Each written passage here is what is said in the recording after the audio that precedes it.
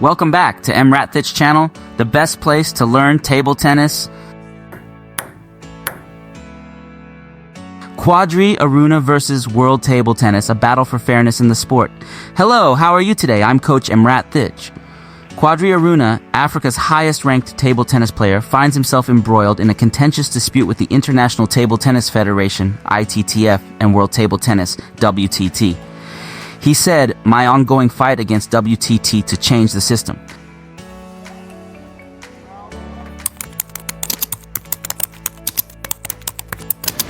Quadri Aruna is my name. I'm a professional table tennis player from Nigeria, current world number 19, former world number 10, Rio Olympic Games quarter finalist. I have an ongoing dispute with World Table Tennis, one for my non-participation in World Table Tennis Champions in Incheon, a tournament I did not even ask to be part of. Second is about my Instagram post. I got several pressure to say sorry concerning my Instagram post. I am Hugo Paris, sports lawyer, attorney at law at the Paris Bar, and I represent Quadri in his fight against World Table Tennis. We appealed World Table Tennis decisions on 19th of July in front of International Table Tennis Federation Tribunal, and the case is still pending.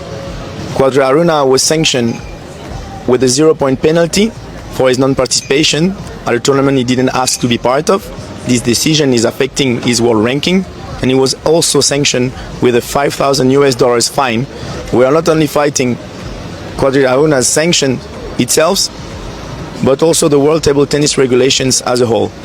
I seriously believe this fight is not only about me, but it will have an impact about other players and future generations. This controversy highlights the ongoing tension between players' obligations to tournaments and their personal commitments. Aruna's case has sparked a broader discussion about the fairness of player treatment in professional sports. Background. On April 2nd, 2024, the ITTF sanctioned Aruna for his absence from the World Team Championships in Korea. Aruna had publicly announced his illness 16 days before the tournament, explaining that he was suffering from diarrhea. Despite this, the ITTF proceeded with the sanction, seemingly disregarding his medical condition. The situation worsened when Aruna discovered a scheduling conflict between another WTT tournament and his club's finals. Prioritizing his club commitments to avoid losing his contract, Aruna informed the WTT of his inability to participate in their event a month in advance. The WTT, however, insisted on the compulsory nature of his attendance. As a result, Aruna faced further sanctions, including a ranking point deduction and a monetary penalty, causing his world ranking to plummet from 11th to 22nd. Quadri Aruna has said 2 ranking penalties in 2 months consecutively plus monetary penalty. "My first sin is because I was sick with chronic diarrhea. I was not able to participate in World Championships in Korea, and I could not get doctor's report on time while on sickbed, and my appeal was rejected. My second sin is because I decided to represent my clubs that are paying me salary, and I could not participate in WTT Champions in Korea. Meanwhile, I informed WTT 1 month before the start of WTT Champions in Korea that I had club's engagement. All of these penalties coming from WTT, such an injustice and totally unacceptable." Aruna's response: Aruna did not remain silent.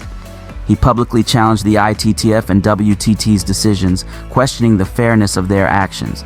"Why exactly is my participation in WTT events mandatory when I have no paid contract with you?" Aruna asked. "I was really sick and down for 5 days. Do I really have to risk my health just to play in Korea?"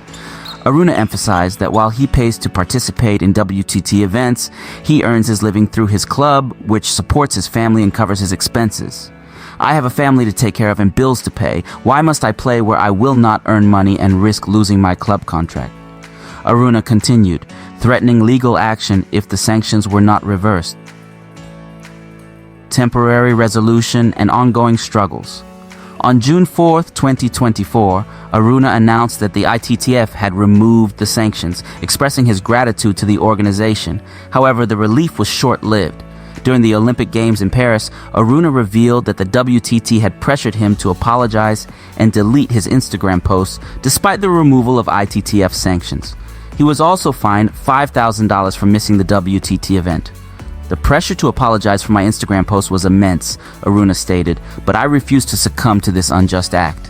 He and his lawyer have since appealed the WTT's decision, and the case remains pending. Personal thought of Coach EmRatThich. As a coach and someone deeply involved in the table tennis community, I understand that WTT has been trying to push players to participate in its events by linking world rankings to their involvement in WTT tournaments. I get why they're doing this. It's a way to ensure that top players are always competing, which in turn raises the profile and prestige of these events. But honestly, I think this has gone too far. Forcing players into mandatory participation, especially when it conflicts with their personal commitments or, worse, their health, isn't the right approach. It's important to have a strong and competitive tournament scene, but not at the expense of fairness and respect for the players. In my opinion, WTT needs to reconsider and modify these policies. We need a system that balances the demands of the sport with the needs of the players.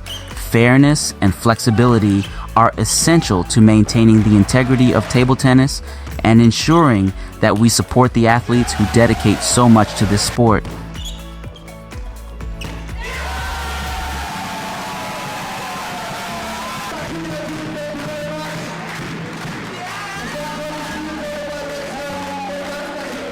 Read more about table tennis on my blog, PingSunday.com. Get free ebook and coaching advices.